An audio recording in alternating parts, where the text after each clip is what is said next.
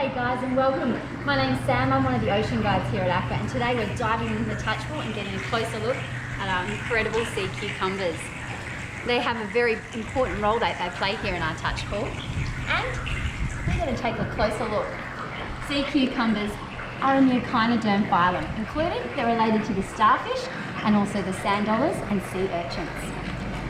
Sea cucumbers don't have eyes like you and I, or a brain, so how do they move and see? Well, the sea cucumbers do have some incredible simple sets of nerves that can detect movement and also detect light.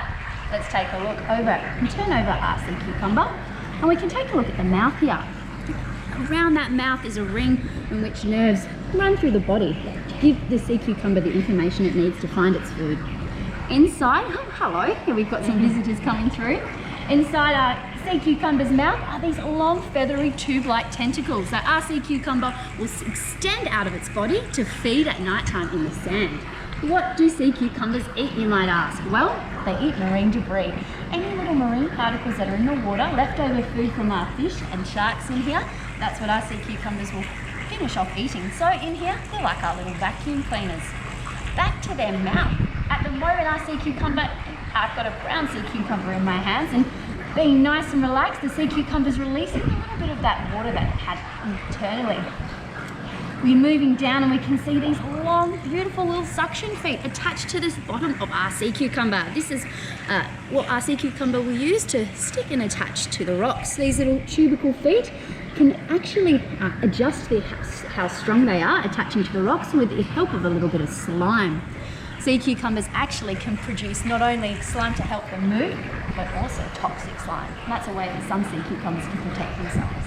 Moving down, our sea cucumber has, down the bottom here, a way that it gets rid of waste. This is the bottom of our sea cucumber. In fact, sea cucumbers do something pretty amazing. They actually breathe out of their body. They don't have lungs like you and I, but rather respiratory trees that are actually inside of their bottom. When water is brought in, it coats these respiratory trees, allowing oxygen to be provided to the sea cucumber.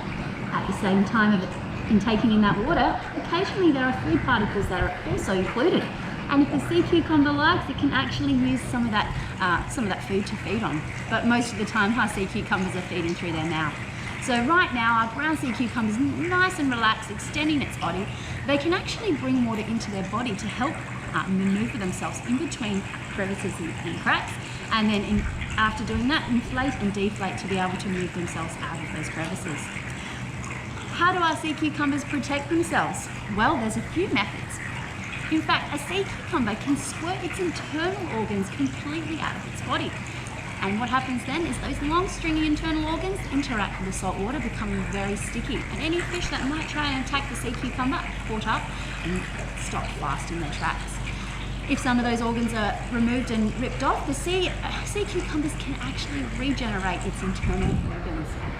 There are other ways sea cucumbers can protect themselves by releasing toxins outside of their skin. So make sure if you are out in the ocean that you're not handling any wild any marine life, as it can be very dangerous. So there are around 1,500 different types of sea cucumbers worldwide. Around 26 of them actually swim. So I've got a little bit of a project for you guys back home. There's a very interesting sea cucumber that lives very deep in the dark abyss. It's called a headless chicken monster sea cucumber. So have a little bit of fun researching that, and believe it or not, it's found right here in our backyard in our Southern Ocean. So guys, thank you very much for coming to the touch pool. We look forward to having you back again and meeting some more of our lovely creatures.